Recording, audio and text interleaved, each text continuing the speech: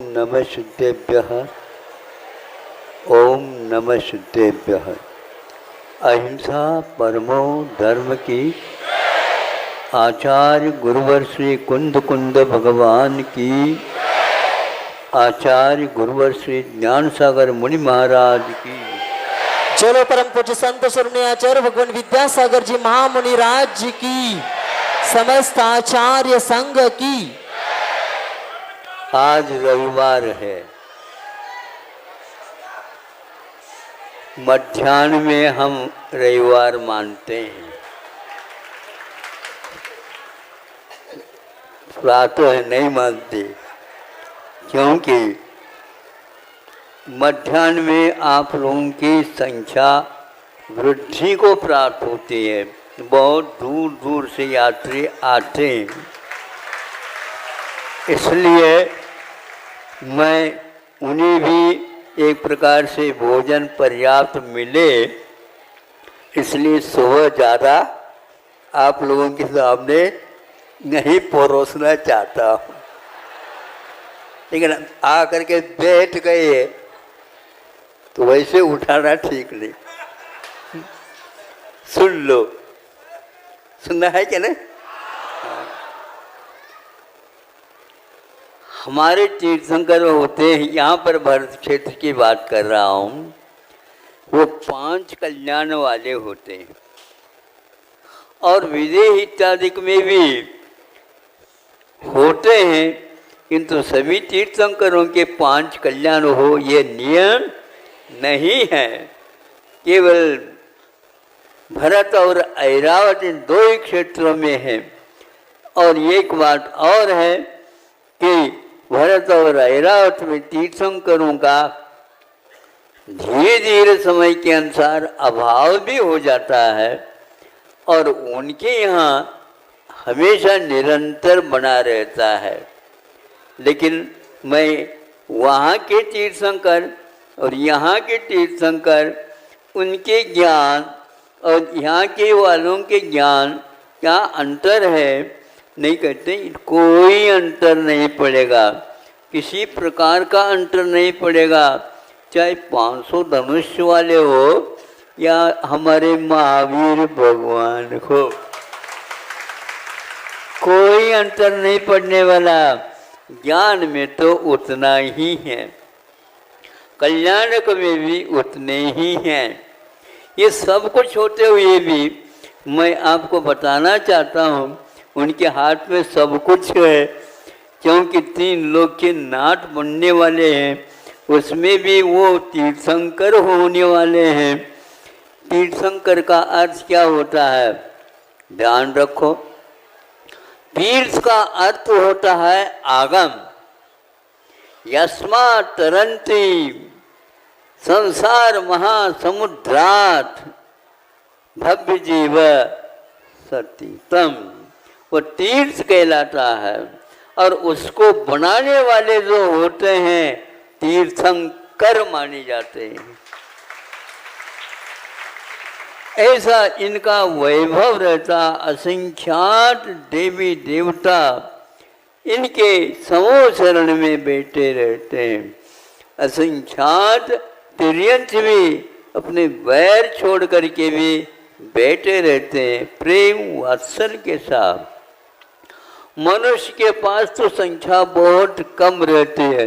वो संख्या का अर्थ यह है इन्हें गिने जिसको बोलते हैं। वहाँ असंख्यात है, ये इन्हें गिने हैं। इनके लिए भी एक सभा रखी है, उसमें वो बैठे रहते हैं। अब देखो, ये इतने बड़े तीर्थ के स्वामी बनने वाले हैं, किंतु इनकी कमजोरियां तो देखो। क्योंकि हमारे यहाँ बलजोरी और योग जो है होता है, उसी के लिए स्थान दिया जाता है।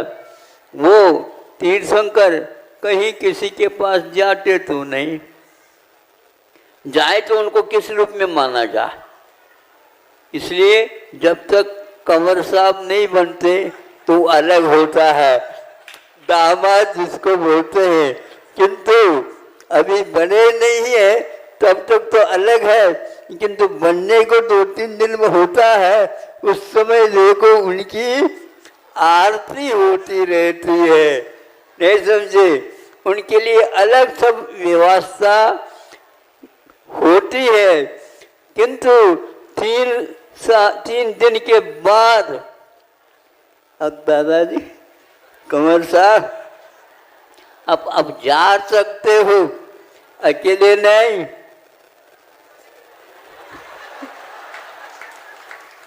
आप इस घर के मेंबर नहीं हो, ये पक्का है। क्योंकि न शोर लगती है न सूतक लगती है। किनको? दामाद, और दामाद के साथ अर्धांगिनी को भी यही हाल है। समझ रहे हो नहीं? अभी तक वहाँ कन्या मांगलिक मानी जाती थी, अब उसके लिए भी न शोर न सूतक उस घर के मेंबर नहीं माने जाते। यह है तीर्थंकरों के द्वारा लिखित रूप से पूर्व से ही चल रहा है। इस व्यवहार को अपने को नहीं भूलना है, नहीं है तो गड़बड़ हो जाएगा। सब वहाँ पर रिकॉर्ड बन चुका है, कोर्ट कचहरी इत्यादि में इनका ऐसा विवाह हुआ। तीर्थंकरों को कुछ दिन घर में रहना पड़ता है, जैसे कन्या रहती है, हैं? फिर इसके उपरांत उनका भी विवाह होना तो विवाह हो जाता, वो होता, सब कुछ हो जाता। लेकिन एक बहुत मार्गी की बात है कि जन शासन की गरिमा, इसका वैभव, इसकी मर्यादा अपने आप में अद्भुत है। सभी देवलोग सब इनके चरणों में आ रहे हैं, लेकिन उनको भगवत पद की प्राप्ति मुनि बने बिना संभव नहीं है। भगवत पद की ही नहीं, दूसरी बात और कहना चाहता हूँ। मति ज्ञान, श्रुत ज्ञान, अवधि ज्ञान, ये तीनों ज्ञान लेकर के आते हैं। उनके साथ यह दहेज में मिल ही जाते हैं। लेकिन ये ध्यान रखो, उनको चौथा मुनफ़्फ़र ज्ञान नहीं होंगे। अरे वो तो कह रहा हूँ ना, उसके साथ वही होता है। मुनफ़्फ़र ज्ञान अंतिम माना जाता है। इस छद्मस्त अवस्था में वह नहीं हो सकता।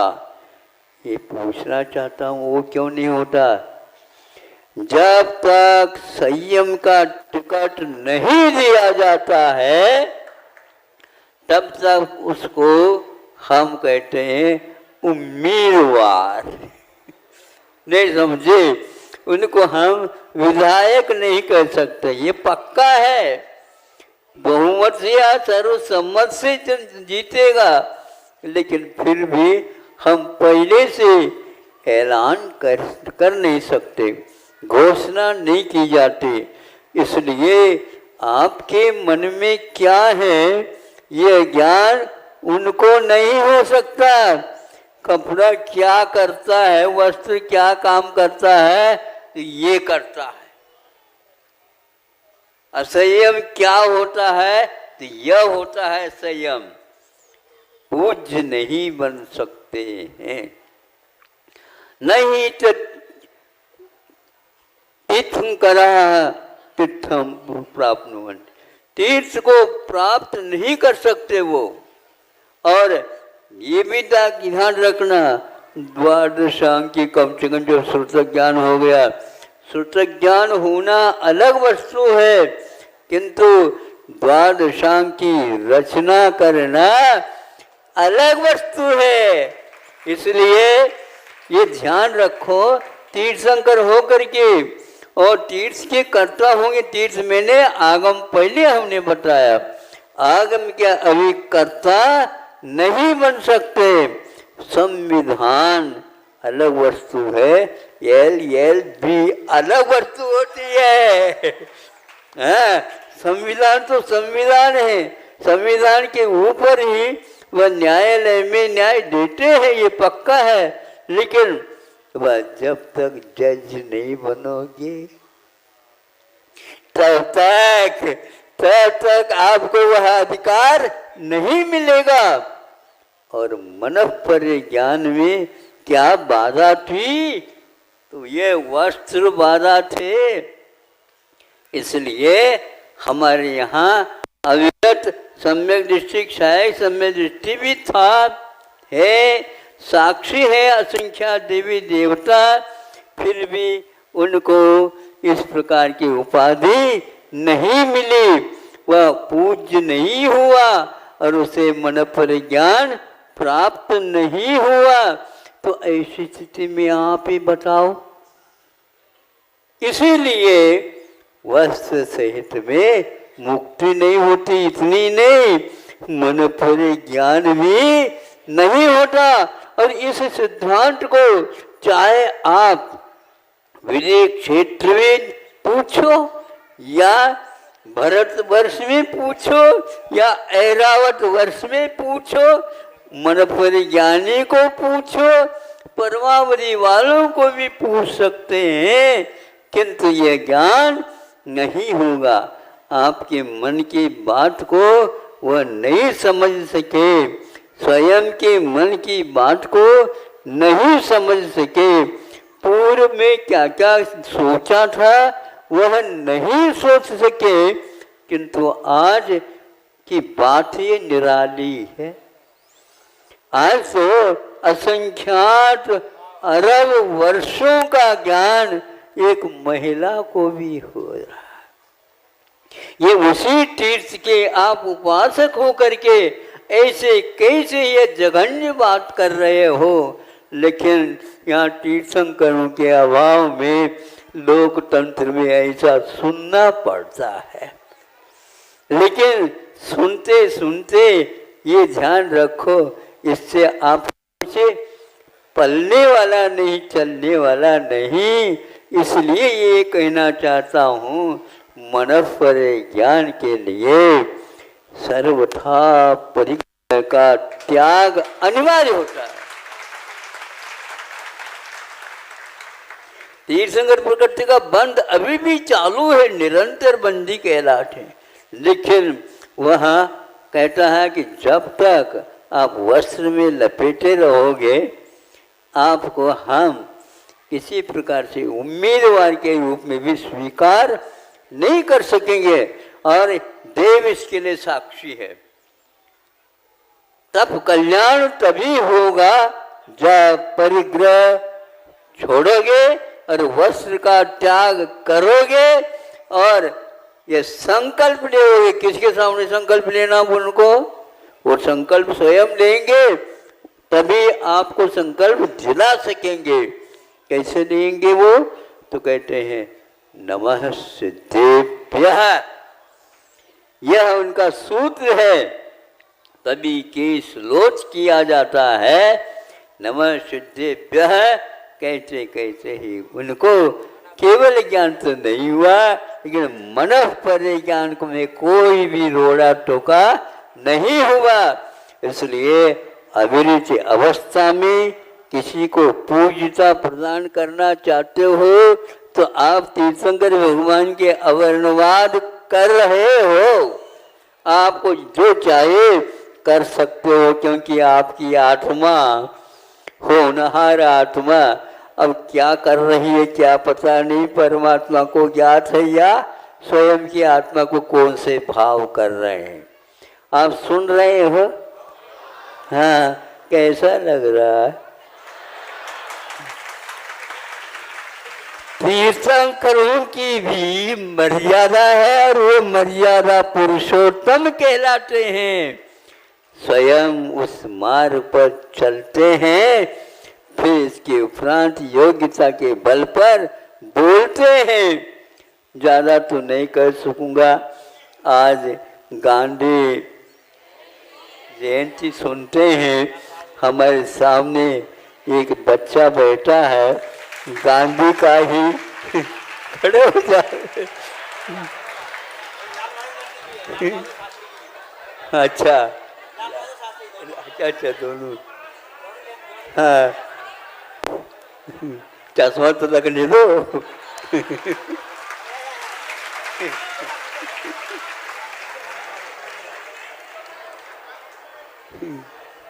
गांधी जी को उठाए। हाँ, अहिंसा जन के दिवस के रूप में आज पूरा भारतवर्ष, ये नहीं तो अन्य देशों में भी इसको स्वीकारते हैं, क्योंकि अहिंसा ही परम धर्म है। इस धर्म के साथ या पास सभी धर्म समाहित हो जाते हैं।